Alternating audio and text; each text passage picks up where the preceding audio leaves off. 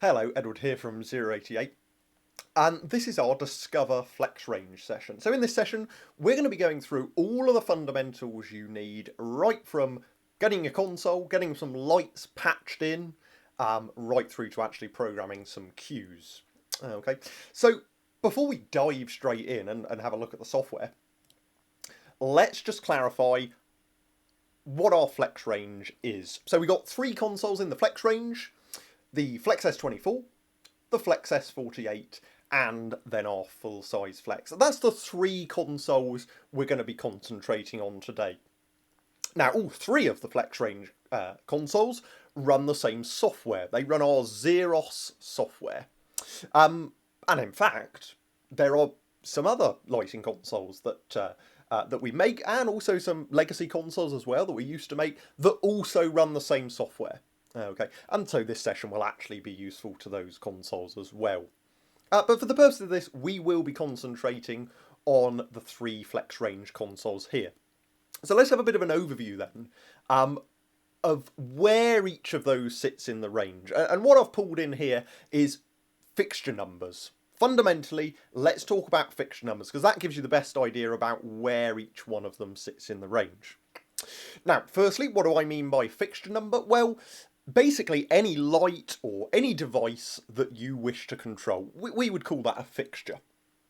And as we can see, the Flex S24, that starts you at 48 fixtures. So 48 different lights, you can control them from the Flex S24. That then doubles. So when we get to the Flex S48, that then doubles to 96 fixtures, 96 lights that we can control from the Flex S consoles. Now in brackets there, you'll notice it says 1 or 2 universes. Okay, you might be watching this and be very familiar with what DMX universes are, or actually you might be very unfamiliar. You might not know what we're on about there by universes. That's absolutely fine. We'll cover that shortly. But fundamentally, you can see there the difference, 48, and that doubles to 96. Well, then there's a bit of a step up, because as we can see, the full-size Flex there is actually a maximum, when fully upgraded, a maximum of 8,192 fixtures. So straight away you can see there's quite a big gap between the pair of Flex S consoles and the full-size Flex. So that's just worth bearing in mind. You can see there that the Flex can control far more of these fixtures, of your lights. Okay. So let's get rid of that. And let's actually dive in and start to look at the software. So on the left-hand side of my screen here, I've got capture visualization software running. So capture visualization software is a demo rig, if you like. You can actually download this file from our website. And you can just plug your lighting console into it and start to control the virtual stage. So it's just really helpful, a load of lights in there that we can dive in and control, really useful for training. On the right hand side of my screen, we've then got Phantom Zeros. So I mentioned that Zeros, well, that's the software that all of the Flex Range consoles run, and this is Phantom Zeros, and that is just essentially Zeros, but it's able to run on PC. So it's an offline editor. So the way the software works is you can open it. When you open it, you'll see this little launcher window. You can then choose from the launcher window the desk type you'd like to emulate, and you will then emulate that console, but on your Windows PC or your laptop. So really useful. You can then edit show files, you can practice your programming, a little bit like what we're doing here. But also you can actually unlock Phantom. So Phantom can be unlocked with a dongle so that you can actually output DMX from your laptop. So it's quite a powerful piece of software. For today, I'm actually emulating a Flex S48 console. Okay, so I've gone straight down the middle, if you like. I'm emulating the Flex S48 console in the range. But as I said, this session is very much applicable to the S24 and the Flex, as well as the Flex S48.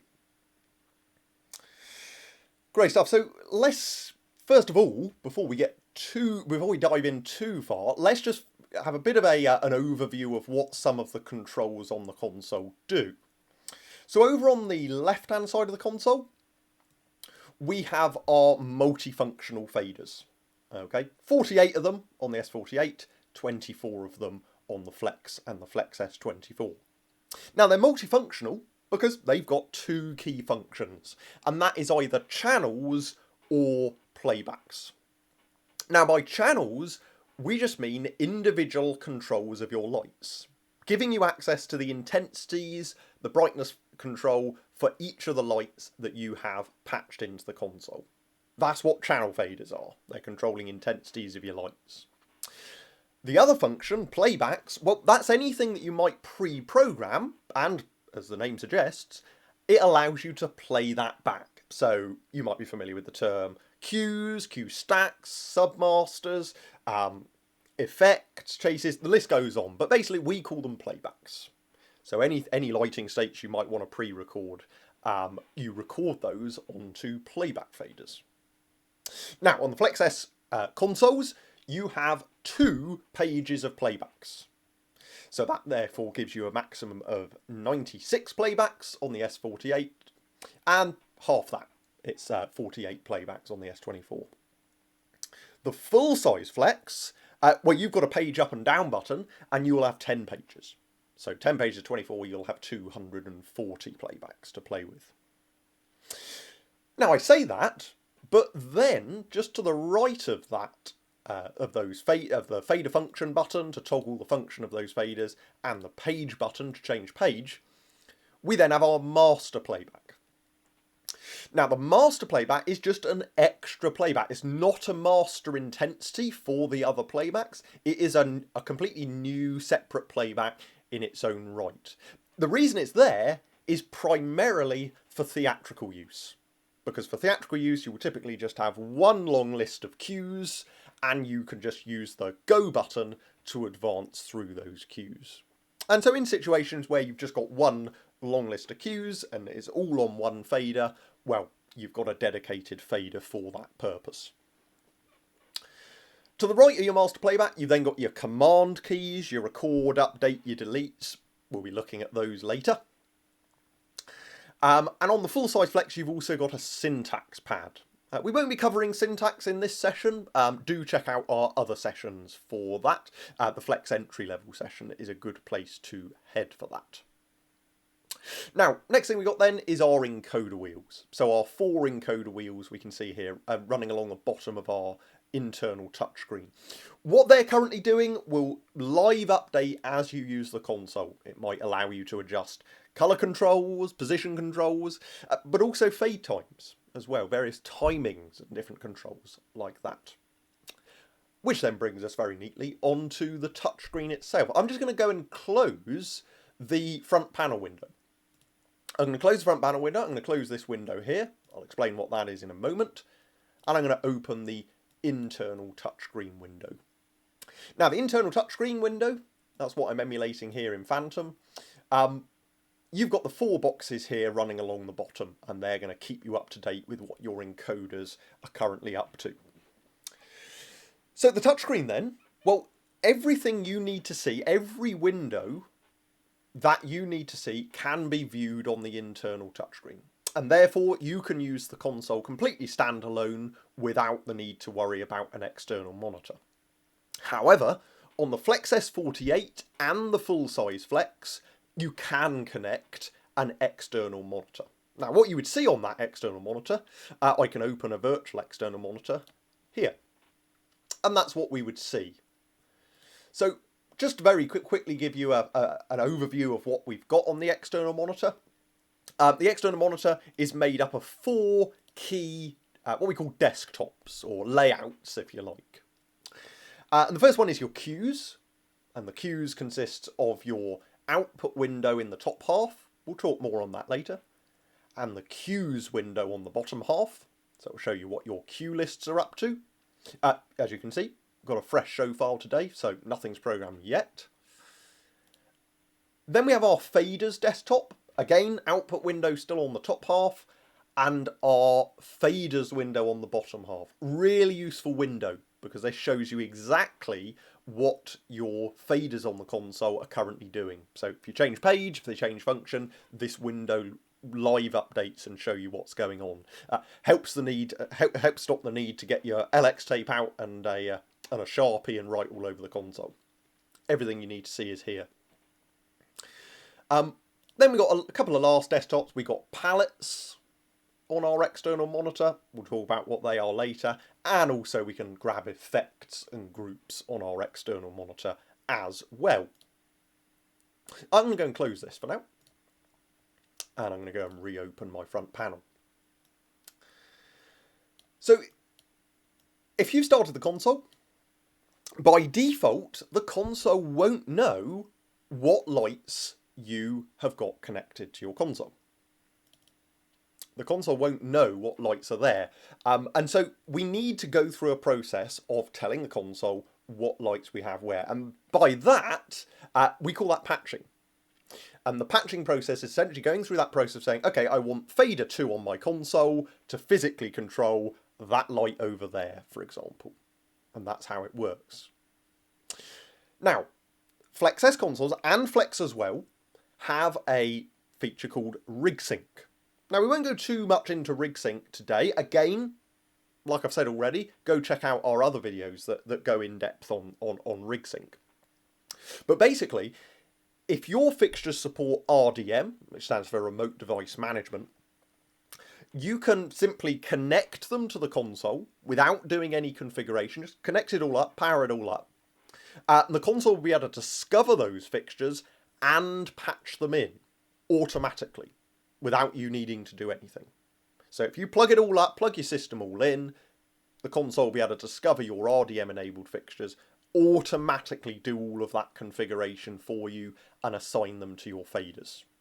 Okay, so that's an incredibly useful tool. It saves a lot of time.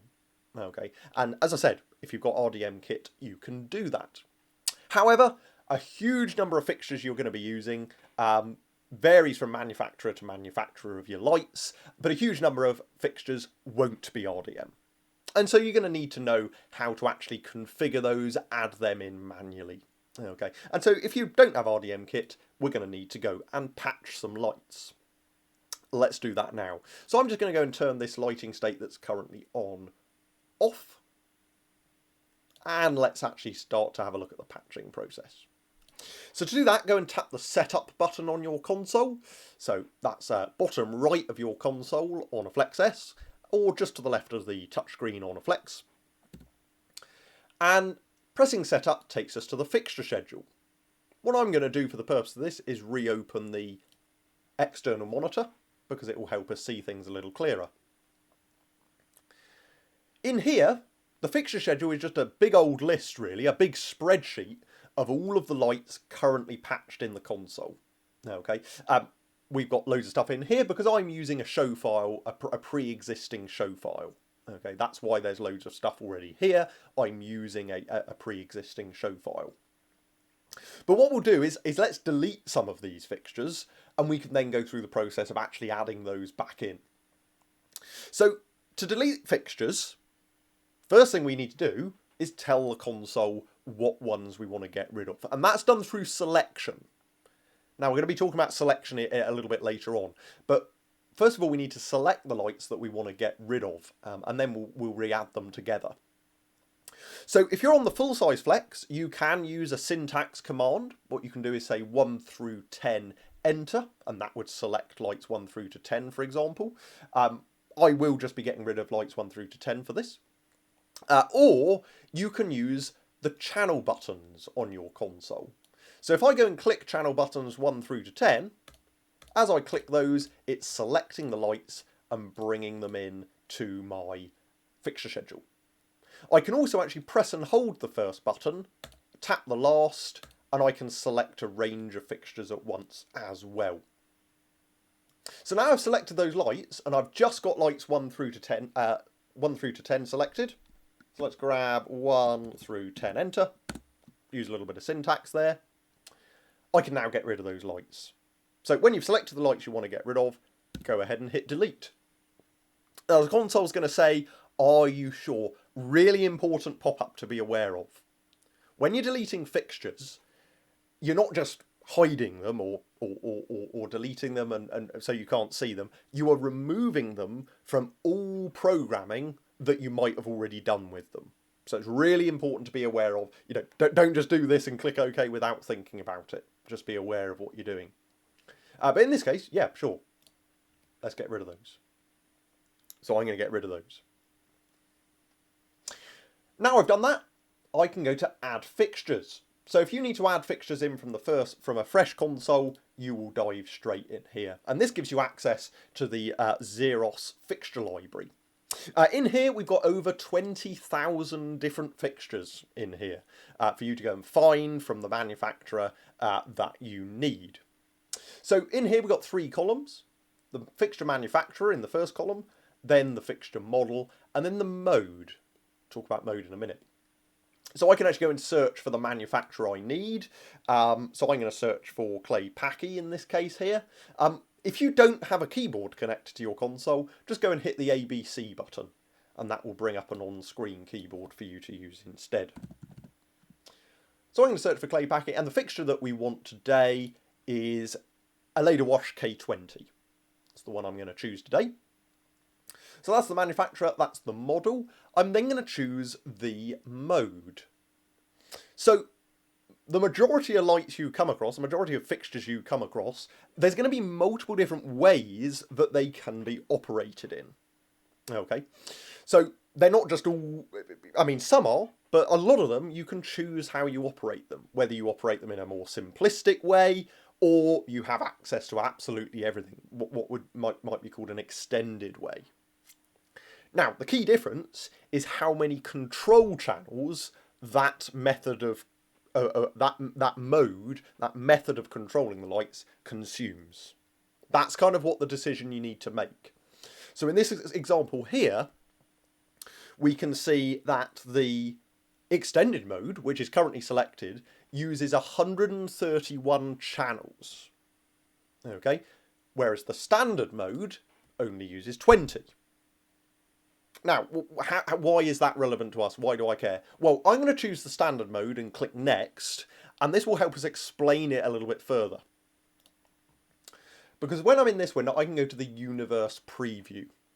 Now, the Universe Preview, that shows me, what this is currently showing me is a universe of DMX. A block of 512 channels. That's what a universe is. So a universe of DMX, I mentioned universes earlier when we were having a look at that slide there. A universe is a block of 512 channels. So you see there the Flex S coming in either 1 or 2 universes. You can do the maths. That's 512 or 1024 channels you've got to play with, depending on the variant you have. Is worth mentioning, if you've got a 1 universe console and you think, I've run out of channels here, well, you can upgrade, you can add that additional universe at a later date if required. So that gives you a bit of an idea about that playoff between, okay, well, actually, if I don't need access to all of the various extra functions that a particular fixture's mode might give me, well, I might as well live in a more simple mode. I might as well save my channels for something else, for example. On the Flex, on the full-size Flex, as you can probably see, you can start to realise, well, really channel count is less of a problem because the base model starts at 4 universes, so 4 times 512, that's 2048, but can be available all the way up to 16 universes. So that's where that 8,000 comes from. Okay. So that gives you a bit of an idea, really, of channel count and where your limitations may be. Now, when I've got my 512 channels, for example, on my 1 universe Flex S, it is worth clarifying, don't see that block of 512 channels as a single universe block. Now, what I mean by that is actually just see that as 512 worth of channels, because you could spread those 512 channels across multiple desk universes. Now, I don't want to overcomplicate things too much. Go check out the dedicated sessions for that. But even if you have a 1 universe Flex S, you could quite happily go ahead and patch onto universe 50. In fact, I can patch onto any universe I want, all the way up to universe 64. As long as the total number of channels used by your console doesn't exceed what it's licensed for, you can spread those channels across 64 universes. The analogy I always like to use is imagine that you've actually got a jug of water, and that jug of water represents the number of channels that your console has allocated to it. I don't just have to pour that jug into 1 cup for a 1 universe console, 2 cups for 2 universes. Actually, I can spread those channels across multiple universes if I want to, as long as the total doesn't exceed what is licensed, what my console is currently licensed for. So what we can do is we can go ahead and configure this. Now, for the purpose of this, I'm just going to leave it on universe 10 for now. I will change that, but I'm just going to patch these onto universe 10 for now to show some stuff. So first of all, I can say how many of these lights I have and the fixture number that's going to control them. So first of all, I can patch multiple of the same light at once. Saves me having to go back and repeat it several times. And then I can also say how many. I can then also go in and actually say which fader number, or fixture number if you like, what fader I want to control that light. So you can start to think about how you can rearrange your faders to make it your console, make it more intuitive to you. On the FLX S24, that's of course going to be a number between 1 and 48, because you're limited to 48 lights. Double that to 96 for the S48. Now if you're on the full size Flex, of course, well, you can number those fixture numbers however you want, really. Okay, so you can number those, make them intuitive, lay it out however you want to. Now, something you can do, rather than typing into these fields using the number pad, I'm just going to make that window a little bit smaller, you can actually, again, go and click on the channel buttons. So I can actually go through that process and say that I've got 10 of those, and I want them on faders 1 through to 10. And doing that populates both of those fields for me. So that's something useful to be aware of. Now, I mentioned our DMX addresses. Well, I mentioned the universes. Let's talk about DMX addresses. Well, every device you have will have a DMX start address. Now, these fixtures use 20 channels. And that means the first will start at 1, the next will start at 21, the next will start at 41, and so on. And the console's automatically assigned that. The console will never automatically assign you having overlapping fixtures. If you go and add multiple fixtures, it will add them consecutively, one after the other, by default.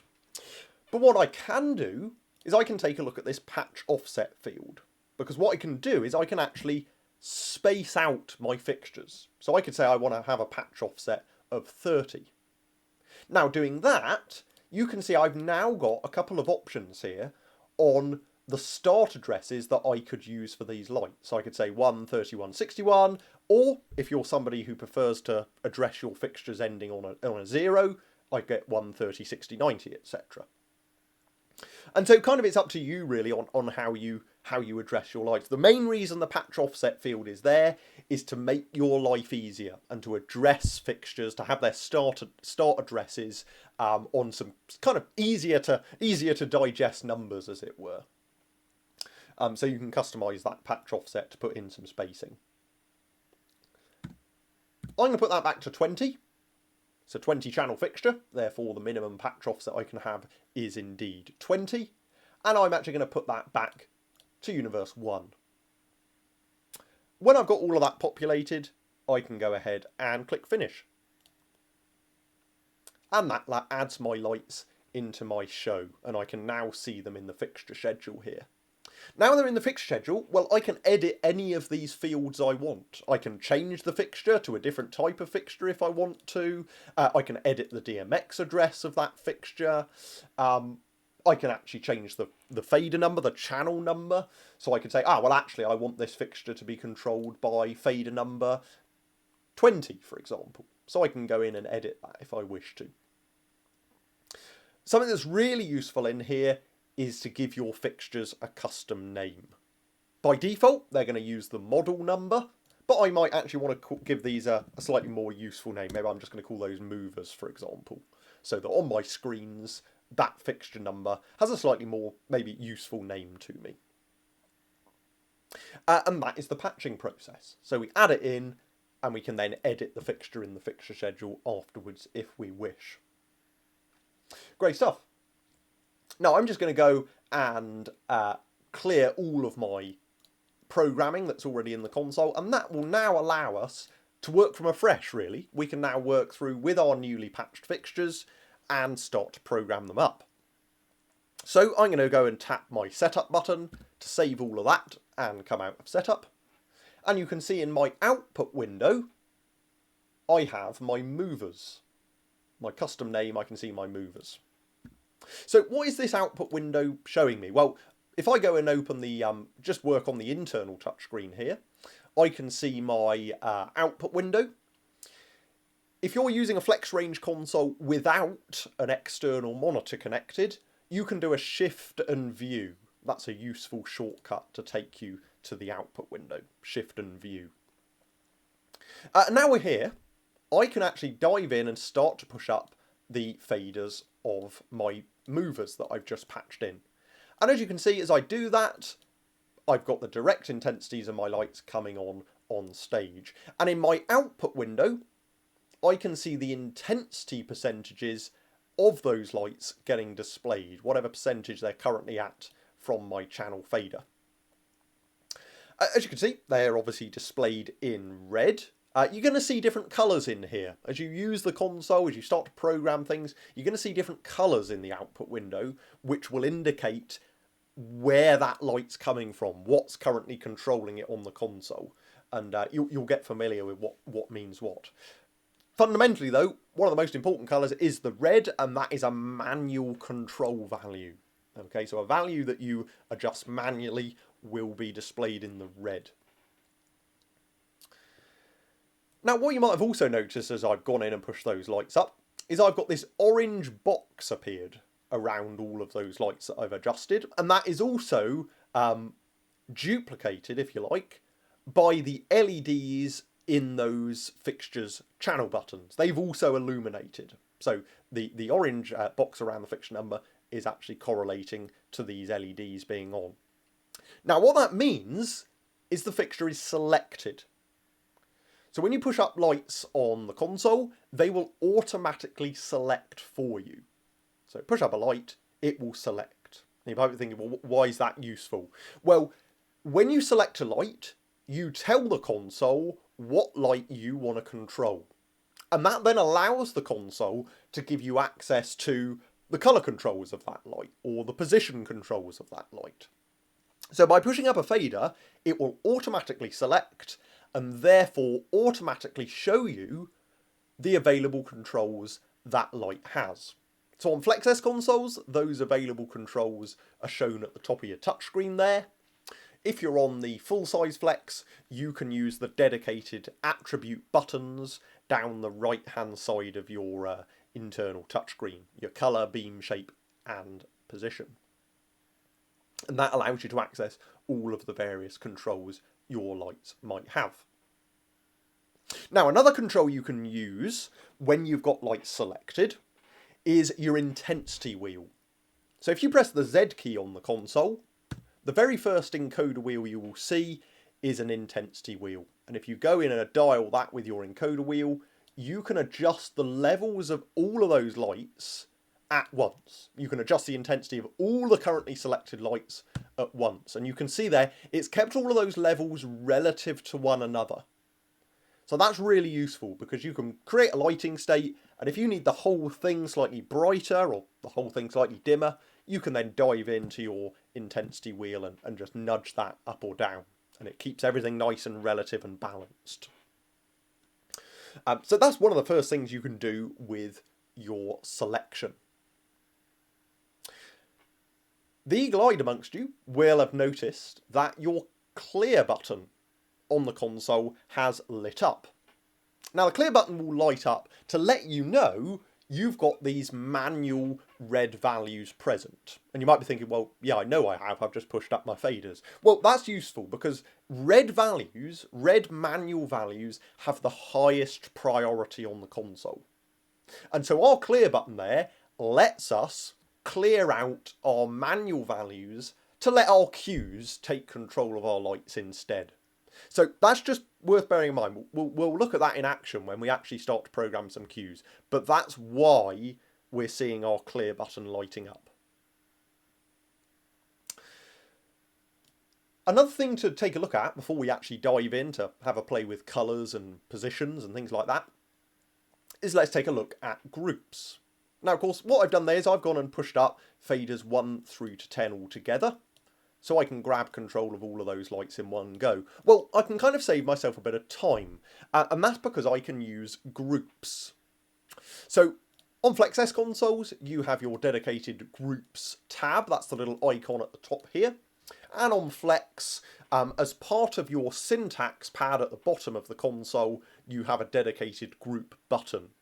Give that a tap. It will also open the groups window for you on the internal touchscreen. Now, because this is a fresh console, all we've done is we've added our lights in. It's currently saying, well, there's no groups here at the moment, but we can automatically create groups. And if we do that, the console's going to look at each different type of fixture you've got in your console, and it's going to create a group for each one. So I can go and grab all of my wash fixtures, all of my spots, all of my LED stuff, and all of my other spots as well. So it's really useful to just grab control of those lights. And these are just shortcuts to selection. So in the same way, we can go in and actually just click on our fixture buttons to select lights. We can instead use these as shortcuts. Now, another really useful thing that groups then allow us to do is give them a double tap.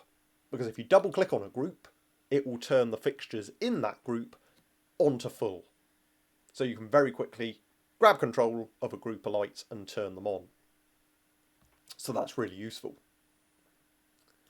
Now, not only do you have the auto groups, you can of course program your own custom groups. So I'm going to go and program a group. And remember, a group is a selection. It's a shortcut to a selection. So the first thing I'm going to do to program a group is I'm going to make my selection. So I could either do that using my channel buttons, so I could select some lights there, or I can actually click on the fixture numbers in the output window as well. Doesn't matter, I can use either method. If you're on the full size Flex, use a bit of syntax as well. 1 and 2, 5 and 6, 9 and 10. When I've selected the lights I want, I can then go and tap my record button on the console, and I can then go to my groups. And in your groups, you're now going to have loads of empty groups marked with an asterisk, and you can go and click on an empty group to store to. And job done, programmed in our group. If I go to my groups window, I can now see my custom group there, and it's also got my custom name. It knows what I named those fixtures, it knows what fixtures are there, and so it's given me a really quick name. And exactly like we saw earlier, I can double click that group to quickly turn those lights on to full. If you want to, give that group a custom name, press and hold setup, and tap that on-screen group tile. And that can rename it for you. Now, groups are really powerful. There's another session available that kind of details and goes more in depth into groups. So I won't spend too much time on that now. But as well as storing shortcuts to selection, groups can actually also store intensity. And crucially, when it comes to running effects, they will also store the order of selection. Okay, so go check out the videos on those subjects if you're interested. But once we got control of our, or a really quick shortcut, once we got control of our lights, we can then jump in and start to apply colours and positions and things like that. So let's take a look at colour. A little bit like we saw with our groups, we have the option to automatically create colours, and that's going to create some primary, secondary colours you can really quickly apply on those lights. Now, as well as the first 13 colours here, your primary and secondary colours, I've also got some greyed out colours. Okay, You might not get those. It depends on what lights you've got patched. The reason for that is the greyed out ones are actually for other fixtures currently patched in my show file. So if you ever see grey palettes, that means if you see greyed out palettes, those palettes are available for the other fixtures in your show file, not the ones currently selected. Now, as well as the colour palettes, you'll notice your encoder wheels allow you to go and mix directly with the levels on those lights. They'll give you direct access to all the colour parameters that light might have. So I can start to go and mix in red, green, blue and white directly on my encoder wheels. Now, in this case, these particular lights have 6 colour controls, but I've obviously only got 4 wheels. So if I need to access the other colour controls, just tap colour again, and that will page you through. On the full size Flex, just go and tap the colour button again to page through. And this will give you access to all of the other controls that light might have. In this case here, these particular fixtures have a colour temperature parameter. If I go and tap the middle button of my colour temperature parameter, the button in the middle of the encoder wheel, that gives me a breakdown of all of the various controls that that parameter has. Let's take a look at the colour picker now. So I'm going to go to the colour picker, and in here I can just go and mix directly on screen. I can choose whatever colour I want.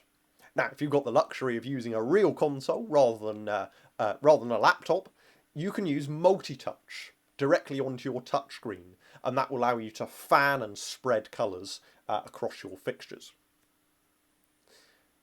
Now, in the colour picker, we can also go and press one of these pluses, and that allows us to load an image file in from a USB stick connected to your console. So I'm going to choose an image and click OK. That will load this picture in, and I can now choose colours directly from that image and put them on my lights.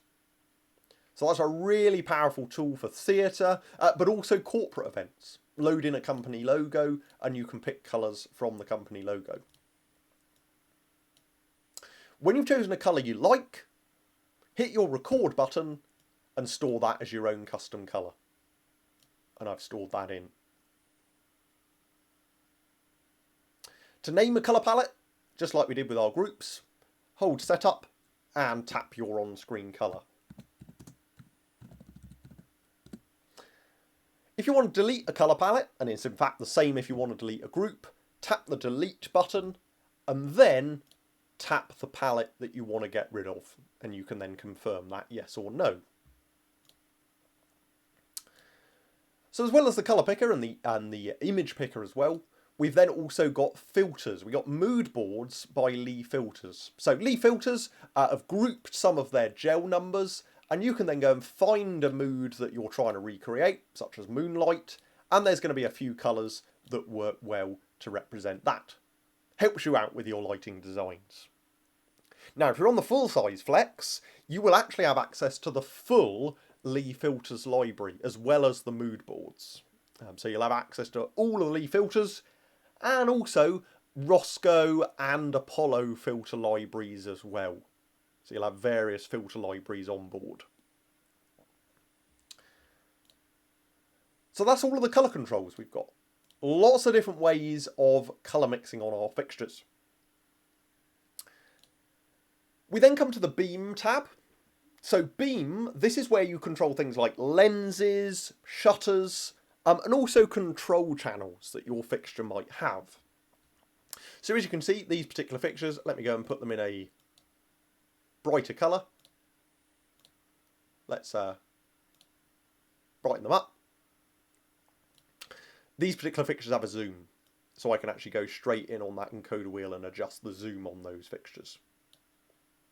If I go and automatically create beams, that allows me to get a shortcut to open and close the shutter of my lights. Again, if your lights don't have a shutter, you won't have these palettes. But if your patched lights have a shutter, you'll be able to use those palettes. Let's take a look at position then, which is the next thing. Go and automatically create position, and that's going to create a home button for you to use. Now, when it comes to position, your lights will pretty much always default at 50% pan and 50% tilt. And that's because you can then dive in and tilt them either way you like, or pan them either way you like. And so they will default to that 50% location. So I've got all of those fixtures selected, and so I can start to move them all at once if I want to using my encode wheels. So I can get those to a position I'm happy with, and when they're in a position I'm happy with, I can then go and tap record and store that as my own custom position. And now I've done that, I can quickly jump between those locations. Now another thing we can do with position is we can fan our fixtures.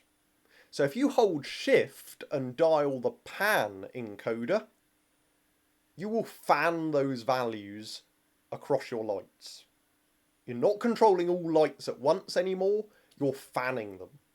So you're able to actually in one action give all of those different values. When you fanned your lights, tap record and store that as another palette. Now, there are actually various fan functions available. You can get different behaviours of fan function within the position settings. We won't cover those today. Do check out our controlling fixtures session if you want to know more. When we've done that, we can then very quickly start to jump between our position palettes we've programmed. Last thing for position is our pan and tilt grid. So within kind of X and Y coordinates, if you like, you can actually move those fixtures around. So I can move those around within the XY coordinates to get those fixtures to the position that I need them in. And again, tap record, store it as a position palette if you need it. Last thing we will take a look at before we actually start to dive in and record some cues. Last thing we will take a look at is shape. Now the shape group attribute, the shape parameters of a light are things like gobos and irises and prisms. Okay, now these particular fixtures are moving washes, so they don't have that functionality. So I'm going to go and select my stage right spots. Select those, and you can see I now have a shape tab available. You're only going to see the tabs that you need for the currently selected fixtures. And in shape, if I go and automatically create shape palettes, the console will create very quick shortcuts to allow us to put gobos straight into our fixtures. So I can go straight in and I can see a little image, a little preview of the various gobos this particular light may have. And I can click on that gobo image and put it straight into that light. As I mentioned though, it isn't just gobos that you can control from the shape attribute. You can also control things like iris. If I go and tap shape to page through, I can go and access the prism, animation wheel. If your fixtures have framing shutters, they'll also be controlled from the shape encoders as well. When you've gone and found a gobo you like, maybe you've got it set to a level of rotation. Again, tap record, store it as a shape palette to recall really quickly at a later time. So now we've kind of looked at all of the various building blocks that we can use to control our lights. Let's start to do some really simple programming and start to program those into our cues. So I'm going to double tap clear. Remember, double tap clear gets rid of any of those manual values. And now let's work through that process of creating a lighting state. So I'm going to go and, first things first, I'm going to grab all of the alpha spots. I'm going to go to beam, and I'm actually going to zoom them right the way down. Let's go to my pan and tilt grid. And let's find a position that works for those. As you can imagine, much easier when you've got real encoders on your console to use. I'm going to put those there. Let's put them in a gobo. And what else have we got? Let's take a look at our groups. I'm going to go and grab our wash fixtures again. I'm going to actually use one of the position palettes I programmed earlier. You can see how it makes programming much quicker now I've got those. Let's put those in a colour. And I'm now going to go and grab my LED sight fixtures. Let's put them in a nice deep blue. I'm actually going to dim that blue down a touch.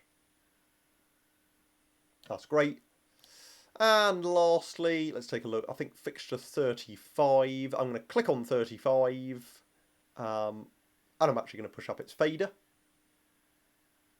And I'll move that one onto our singer. And when you've done that, when you're happy with the lighting state you've created, we can then record it. We can then save that lighting state recorded in. So to do that, when you create your lighting state you're happy with, go and tap the record button, and then your playback faders will be flashing away at you. And you can now go and choose to store this lighting state onto any of your playback faders that are flashing away. You can choose which page, so you can choose which page you store that onto, but I'm going to go and click on playback button number 1. And there we go. Job done. Record button has turned off. That means the record operation is complete. We have saved our lighting state. It's now recorded onto a playback. And so, as the name suggests, we can of course now play that back. So to play that back, first of all, as I mentioned earlier, we need to clear out our manual values that are currently controlling those lights. So best practice, go and take all your channel faders down to 0 first of all, and then go and give that clear button a double tap, and that will get rid of all the manual values that might be present. Now I've done that, I can use my fader function button to change over to playbacks. So they're not, my faders are not controlling my fixtures anymore, they're controlling my playbacks. And we can then see that the very first LED, the very first playback fader is lit, meaning there's something on that fader. I can now raise that fader and my lighting state will fade in. And as we can see, in my output window, I've now got lots of blue intensity values. Blue means it's coming from a cue. Now, I don't know about you, but if you ask me, that is not a particularly attractive transition from dark into that lighting state. Now, the reason for that is we've got some default fade times going on. As soon as I raise that fader, the console is saying, right, all of the lights that I'm using in this queue, you need to go to these predefined values. And so they take a little bit of time to get there. So first of all, we can start to customize our timings. Now, what we're seeing predominantly there is a 3-second color fade and a 3-second position fade. Those are the console defaults. Okay, those are the console defaults. Allows you to transition between lighting states nice and smoothly. But in this case here, I actually don't want that transition. So I'm going to go and view the cue that I've programmed onto that playback fader. To do that, press and hold the view key and give that button a tap. And that will open that particular playback into your cue list window. And we can then see, yep, there's our 3-second fades that we're seeing running through. To adjust those, double tap, you can type in, or use your encoder wheel to go in and dial that out. Now I've done that, let's see that run through again. And as you can see, we've got rid of the fade. Now you're probably still noticing, well, I can still see those lights moving. And of course you will. The reason for that is they've got to physically get from their default location to the values that we program them to. And as soon as you raise the fader, they do that. Now, if you want to avoid seeing that, you can cheat. Because what you can do is you can tell the console to manually prep that lighting state so it's ready to go, ready for you to raise that fader. To do that, we can go into the playback settings. Okay, so to open the playback settings, you can press and hold setup and tap that playbacks button. And in here we can see a few various options. And in fact, the playback settings really are a training session in their own right, so we won't go too in detail in these. The default button function, though, of a playback, and I'm going to go and press it now, is a flash. You can flash that lighting state on and off by pressing and holding the button. Fantastic for if you want to do pulses of dimmers or things like that, just pulses of intensity. Now in our case here, we're also seeing that movement. So actually something that might be more useful is to use a go option. So I can make the button function be go and click OK. And what that allows me to do is press the button, and that lighting state has now triggered. The cue has gone green in my cue list window, meaning that that is now active on stage. Of course, we can't see it yet because the intensity is being controlled by the fader. So now we've sent those lights to the positions, I can now raise their intensity over the top to control those. Lower the fader, it will go yellow, meaning it's not on stage, but it's ready to play, meaning I can then give it another click, ready for when I need to raise that fader. And I can then just raise the intensity over the top. So that's just a useful tip to be aware of. It helps lose the amount of beams you see swinging across your stage. It makes your programming looking a little bit neater and cleaner. So that's programming a lighting state onto a fader. Simple as that. But what we'll do this time is we'll actually program multiple cues onto a fader. And we'll start to build a bit of a cue stack for kind of more theatrical operation, if you like. So I'm going to go and I'm going to program some very simple lighting states. I'm just going to use channel faders, in fact. And for now, that pair of lights there, that's going to be my first cue in my cue stack. So I'm going to tap record. But this time, I'm going to tap my master playbacks button. Tap my master playbacks button. I've now stored the lighting state onto the master playback. My cues window is still looking at playback 1, because that's the most recent playback I was viewing. So to go and view the master playback, press and hold view and tap the master playbacks button. And you will then see master playback displayed. I'm going to go and program another cue. So I'm going to have these lights dropping in intensity a bit. And I'm going to then have the next pair of lights, keeping it simple. I'm going to have those in a red. And let's have those downstage. Something like that. And I'm going to go and record that as my next cue. If I go to my cue list window, you can see I'm starting to build up my list of cues here. So I'm now going to bring those faders down. I'm then going to turn my group on that I programmed earlier. They're going to be blue this time. I'm going to record that as my next cue. And as you can see, I'm just starting to build up my cues. I'm going to do one more. Just going to do one more lighting state. So let's bring some new lights in. Put them in a position, and let's pop those like that. I'll bring in my cyc lights again as well. Dim those down. Let's have them in a sunsetty, warmy glow. And now I've done that, I'm going to record that as my next cue to record it in. So now we've got various cues programmed in. I'm going to take all my faders down. I'm going to double tap clear, and I'm now going to raise my master playbacks fader to go into Q1.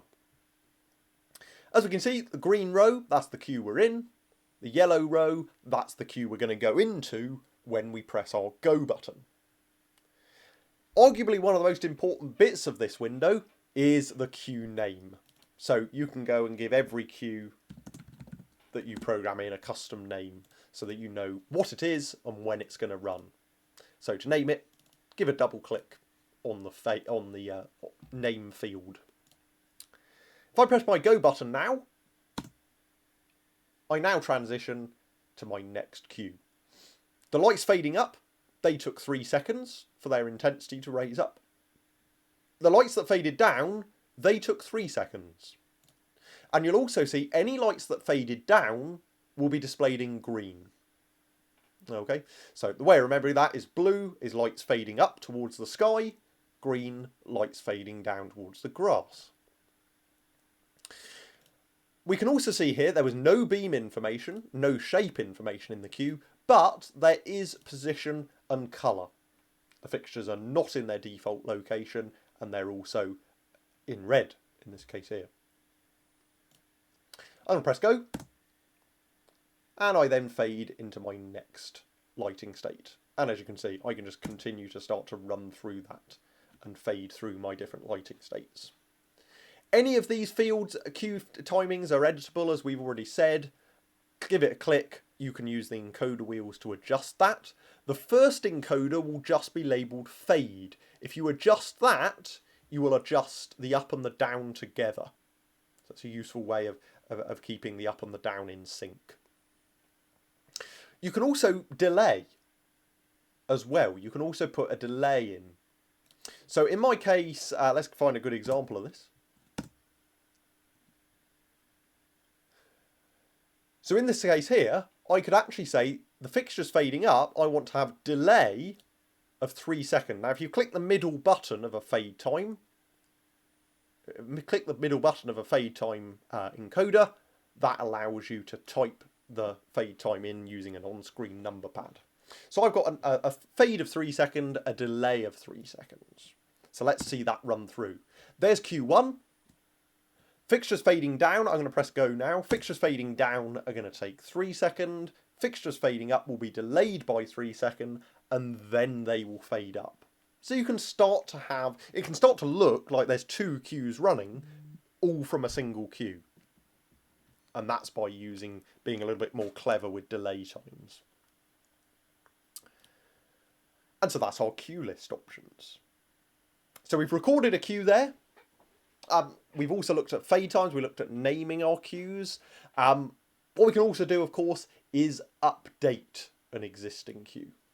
So I'm going to go into this queue here, and let's say I want to bring in light number 35, which was my spotlight for the lead singer. Let's say actually I meant to add this light into this particular queue. Well, grab control of the light. Get the lighting state to something you're happy with. Let's have a look at the beam options on that one. See what I can do with zoom. Tighten that in a little bit. When you're happy, tap update and then tap your master playbacks button.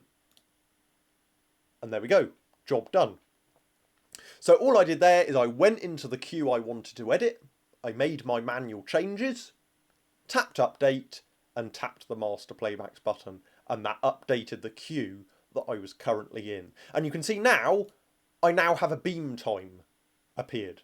The console knows, there's new data added in here. There's new information in this queue. It now has a beam time, and that's because I made some adjustments to the zoom of that fixture. I can take that fader down, double tap clear, it comes back on, because the queue is now controlling that particular light. So that's how we can update our queues. Next thing we'll take a look at is inserting a queue. So let's say that between Q3 and Q4, I just want to have my spotlight on my performer. Let's say I want to have my spotlight on my performer. What I can do is, first things first, I've got that spotlight on the performer in the position that I'm happy with. Well, the sensible thing to do in that case is actually save that position. So I'm going to select that particular light. I'm going to go to position.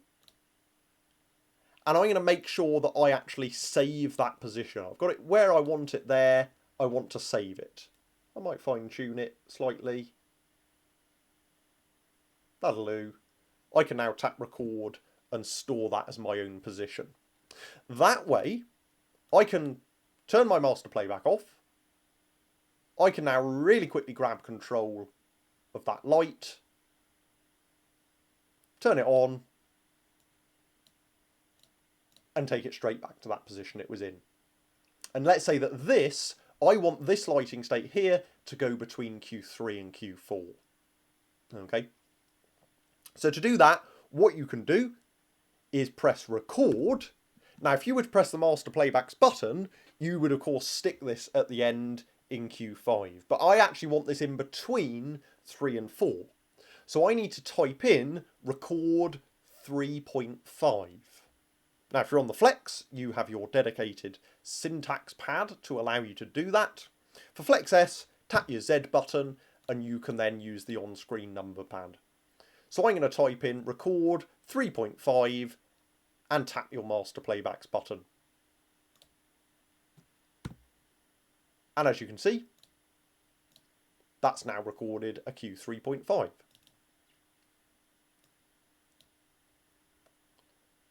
There's my Q 3.5.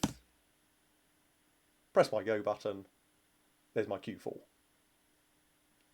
Great stuff. If I want to delete a cue, I can get rid of any cue I want to, tap delete, and then define the cue number you want to get rid of. If I were to go and press delete and then tap my master playback, if I tap my master playback, it's going to say, do you want to delete the stack?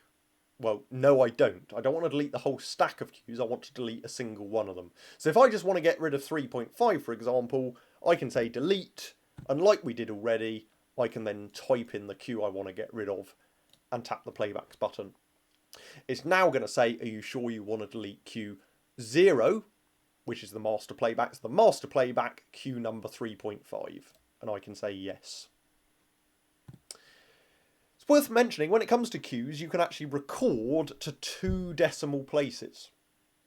So you can actually end up with 99 cues between 2 whole cue numbers, if you needed to. So it's useful to insert cues if you've missed something out accidentally. So that's recording, we've done updating, we've done deleting as well. Something else, let's just take a quick look at, is we can have auto follow-ons. So every cue you program in the console will have settings available to it. And if I go and add some settings to Q3, I can actually go and say the trigger, rather than being a go button press, is going to be automatically after the previous cue. So let's see that run through. There's my Q1. There's my Q2 running in after its delay time. When that cue finishes, Q3 then follows on automatically afterwards. So auto cues are really useful to be aware of as well. As you can see, loads of other settings in here. We won't go into those today, but if you are interested in any of them, please do check out our other videos or get in touch with us and we'll give you a hand. So we've done that recording, updating, deleting, and we've also looked at settings of our cues as well. And that pretty much covers everything I wanted to cover in this session.